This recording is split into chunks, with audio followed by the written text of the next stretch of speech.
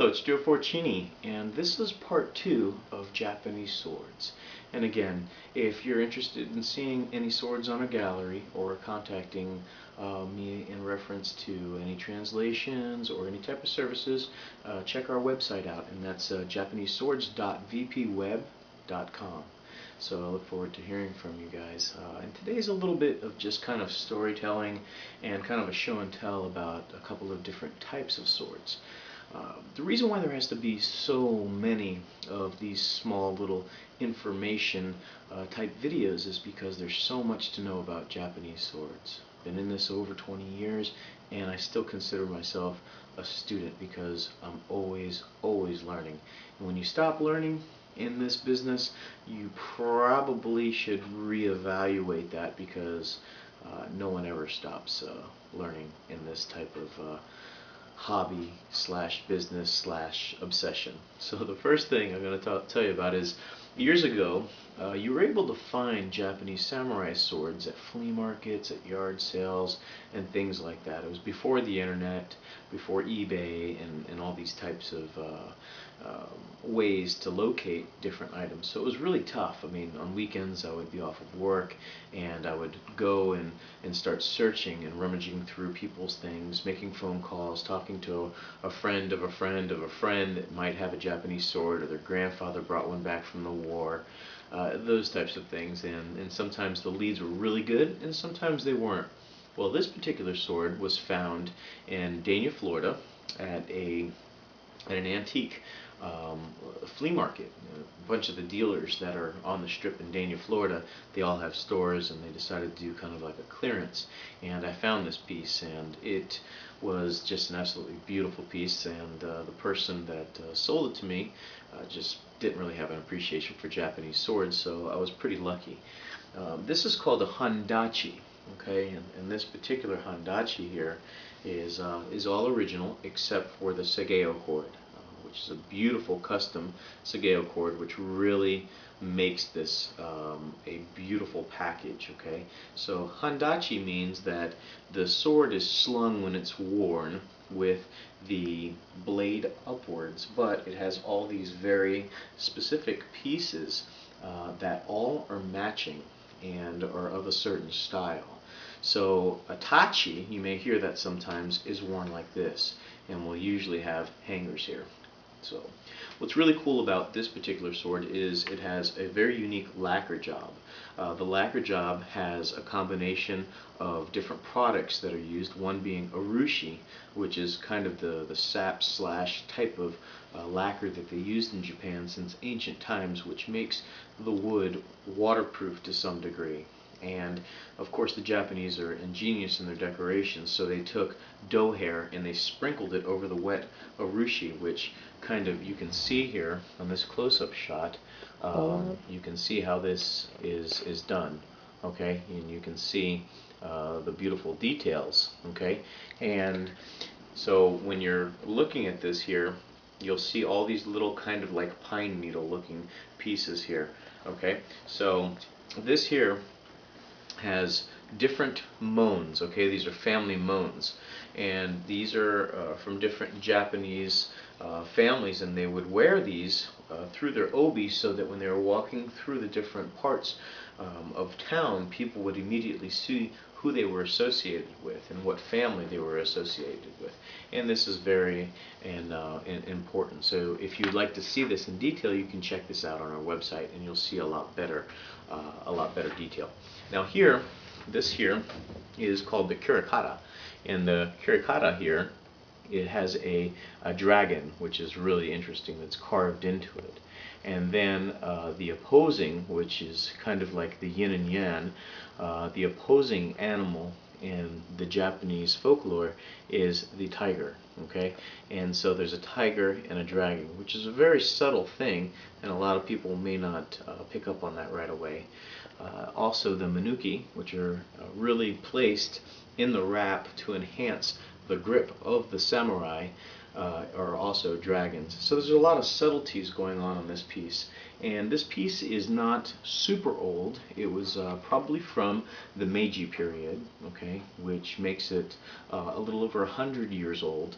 And that's kind of an interesting time period of history in Japan, because you still had the Japanese hardcore samurai culture with westernization starting to make its influence into Japan. So that's number one. So this is our first set of Koshirae, okay, Handachi Koshirae.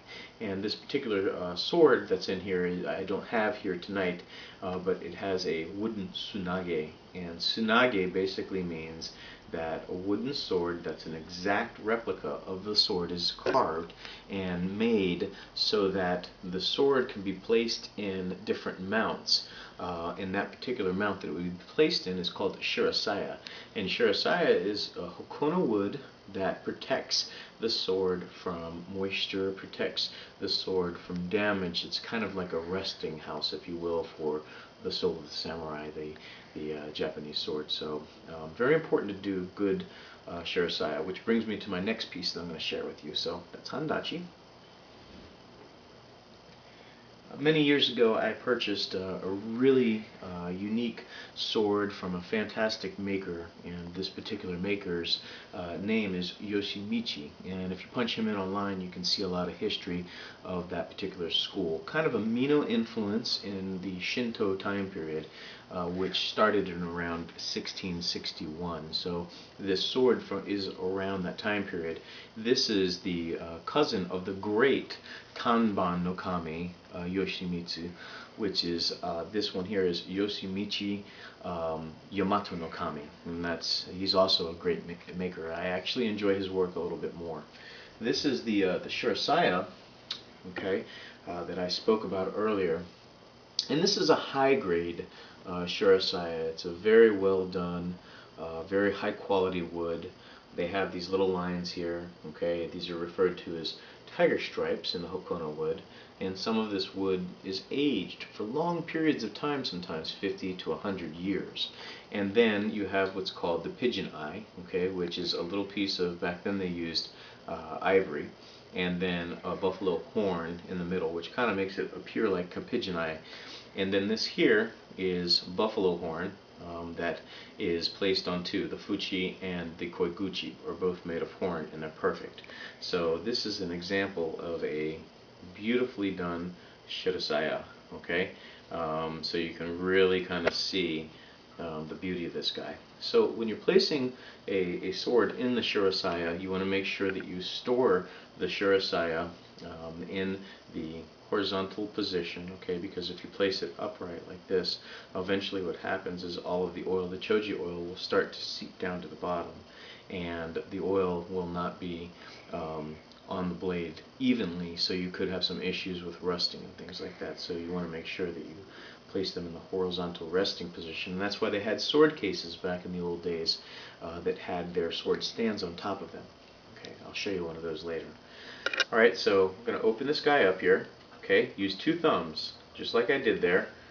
Okay, and what you want to do is, once you've opened it, you want to draw it out, straight out in one motion, never sideways so you don't scratch the sword. Okay, now you can see this is a beautiful Japanese polish. This is a very high grade polish.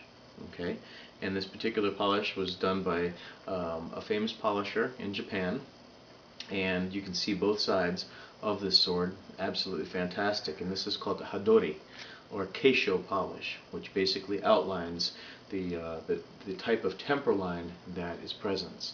And this is a very typical shape. You can see it's almost straight, if you will, and this was common because of the type of fighting that was around in Japan in the time period, the type of kenjutsu that they were exercising. So they preferred straight swords for one-on-one foot fighting, and this is a wakizashi, long wakizashi though. This is the sword that never left their side, so the samurai would usually drop a lot of money on this because their wakizashis would never leave their side. They'd sleep with them, they would walk around their homes with them, so they were never unarmed. The katana was usually left at the front door and was reserved for duels and things like that. But the chances of the wakizashi actually being used could be very high, especially if there was a raid or home invasion or a dispute in court, these types of things. This is the sword that they would use. So I kind of like wakizashis. Alright, so we're going to go ahead and take this out, and you can see it's so perfectly made that one little pop like that, you can pull this gorgeous little piece of buffalo horn out, and then just a gentle tap, and you see how it pops up like that. Make sure that your sword doesn't fall out, okay? Reach under the habaki moto area, okay, and now you have a habaki. Now this is a perfectly balanced habaki, if you notice, because it doesn't fall right off, which means it was custom made for the sword by a very fine habaki maker. Alright, so pull this guy down, and now you can see the signature of this particular person here, which is Yoshimichi. Okay, and this is a beautiful example of Yoshimichi's signature. Okay, and so you want to handle the sword only on this rusted area and never clean this, because this here is a way that you can identify the date of the sword.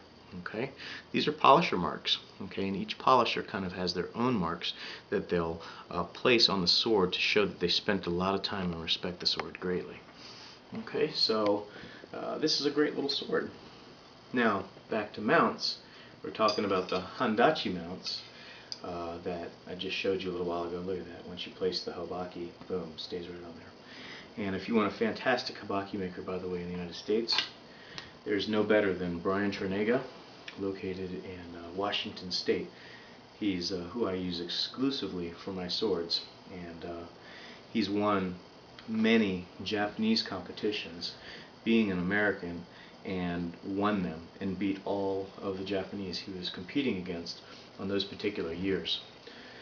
Now, that sword I just showed you came in these mounts here, and these mounts here are called Shingunto mounts. Okay, now this is kind of an interesting mount, and this particular mount here has the original Japanese lacquered saya that they just decided, hey, let's mount this thing up, place some leather over it to protect it, put a little hanger here, and he was a very high-ranking military person.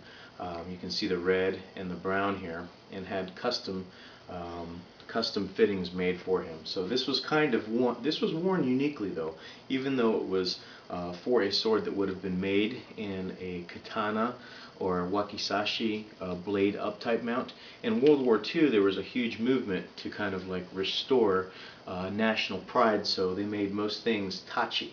So this particular sword was hung blade down and worn with different types of straps to support it. So I wanted to share these swords with you guys to do a little bit more education. If you'd like more information, please feel free to contact me, and there will be many more different swords on our JapaneseSwords.vpweb.com. So look forward to hearing from you guys. Have a wonderful night.